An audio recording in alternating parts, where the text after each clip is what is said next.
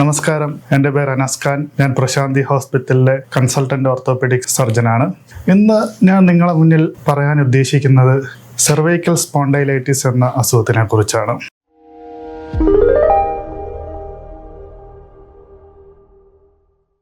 വളരെ കോമൺ ആയിട്ട് OPD-യിൽ കണ്ടുവരുന്ന ഒരു അസുഖമാണ് ഈ സെർവൈക്കൽ സ്പോണ്ടൈലൈറ്റിസ് എന്ന് പറയുന്നത്. പ്രത്യേകിച്ച് ഈ കഴുത്തിൽ വേദന വന്നിട്ട് കയ്യിലോട്ടുള്ള കഴപ്പ്, നെഞ്ചിലോട്ട് ചിലപ്പോൾ ബുദ്ധിമുട്ട്, വേദന, ഈ പിറകില് നമ്മുടെ സ്കാപ്പുല ബോർഡിന്റെ ആ റീജിയനിലോട്ടുള്ള ഒരു വേദന, പിന്നെ ഈവനിങ് സമയത്തിലൊക്കെ ഒരു ഹെഡേക്ക്, തലവേദന ഫീൽ ചെയ്യാറുണ്ട് പേഷ്യൻറ്റിന്. ചില പേഷ്യൻറ്റിന് കുറച്ചും കൂടെ സിവിയർ ഫോമിലായിട്ട് കയ്യിലോട്ട് ഫുൾ പെരുപ്പും കഴപ്പും, സംടൈംസിൽ അവർക്ക് തന്നെ ഒന്നും ചെയ്യാൻ പറ്റാത്തൊരവസ്ഥ.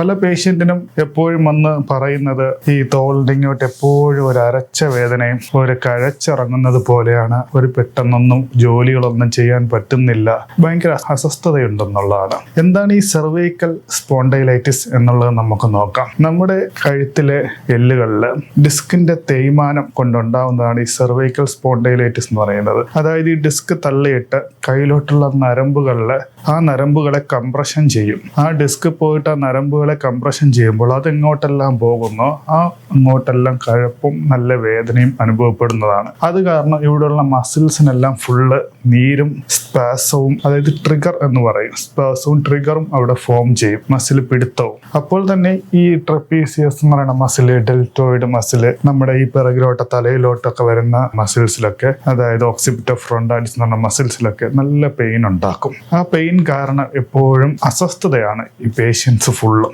എന്ത് ചെയ്തിട്ടും ഒരു മരുന്ന് കഴിക്കുന്നു, ആ സമയത്ത് പിന്നെയും കുറയുന്നു, എന്നാലും അവരുടെ ആ ഒരു സിംറ്റംസ് കംപ്ലീറ്റ് ആയിട്ട് ഫ്രീ ആവുന്നില്ല. ഇതിന് നമുക്ക് എന്ത് ചെയ്യാം എന്നുള്ളതാണ് ഞാൻ ഇന്ന് മെയിനായിട്ടും പറയാൻ ഉദ്ദേശിക്കുന്നത്. ഈ സെർവൈക്കൽ സ്പോണ്ടൈലൈറ്റിസിൽ നമുക്ക് മെഡിസിൻ എന്ന് പറയുന്നത് ഒരു ഷോർട്ട് ഡ്യൂറേഷൻ മാത്രമാണ് ഞാൻ എപ്പോഴും പേഷ്യൻസിന് പ്രിസ്ക്രൈബ് ചെയ്യാറ്. എന്ന് പറഞ്ഞു കഴിഞ്ഞാൽ ആദ്യം തുടക്ക സമയത്തിൽ വേദനയ്ക്കും അതിനുള്ള നീര് കുറയാനും വേണ്ടിയിട്ടുള്ള മെഡിസിൻസ് ആണ് കൊടുക്കേണ്ടത്. നമ്മുടെ ഒരു ലോങ് ടൈം, അതായത് ഒരു ഗോൾ എന്ന് പറയുന്നത് നമുക്ക് ഫിസിയോതെറാപ്പിയും കഴുത്തിന്റെ എക്സസൈസും മൊബിലിറ്റിയും ആണ് നമുക്ക് മെയിനായിട്ടും കൊടുക്കേണ്ടത്. അതായത് റെഗുലറായിട്ട് നമ്മുടെ കഴുത്തിന്റെ മസിൽസിനെ സ്ട്രെങ്ത് ചെയ്യിപ്പിക്കുക എന്നുള്ളതാണ്. അതിന് എക്സസൈസുകൾ തന്നെ ഉണ്ട്. അപ്പോൾ മെയിനായിട്ട് നമ്മൾ ഈ റെഗുലറായിട്ട് എക്സസൈസുകൾ ചെയ്ത് കഴിഞ്ഞാൽ നമ്മുടെ മസിൽ പേശികൾ ബലപ്പെടുകയും വെയിറ്റ് ട്രാൻസ്ഫർ ചെയ്യുന്നത് കറക്റ്റ് ആവുകയും അതിലൂടെ നമ്മുടെ ആ ഒരു കർവ് മെയിൻറ്റെയിൻ ചെയ്യുകയും ചെയ്യും. ആ നമ്മുടെ ഈ ഒരു കഴുത്തിന്റെ ഭാഗത്തുണ്ടാവുന്ന കർവ് മെയിൻറ്റെയിൻ ആയില്ല എന്നുണ്ടെങ്കിൽ എപ്പോഴും മസിൽ സ്പാസം ഉണ്ടായിട്ട് ഇതിനെ പിന്നെയും ഈ വേദനകൾ കൂട്ടുകയാണ് ചെയ്യുന്നത്. നമ്മൾ പ്രോപ്പർ ഫിസിയോതെറാപ്പി ചെയ്ത് കഴിയുമ്പോൾ, അല്ലെങ്കിൽ എക്സസൈസുകൾ ഡെയിലി സ്ഥിരമായിട്ട് ചെയ്യുകയാണെങ്കിൽ ഈ കർവ് മെയിൻറ്റെയിൻ ചെയ്യുകയും ആ ഡിസ്കിന്റെ വേദനകളൊന്ന് കുറയ്ക്കുകയും ഈ മസിലിലോട്ടുള്ള നീർക്കെട്ടും സ്പാസവും ഒന്ന് മാറുമ്പോൾ നല്ല രീതിയിൽ സിംറ്റംസ് റിലീഫ് ആവും.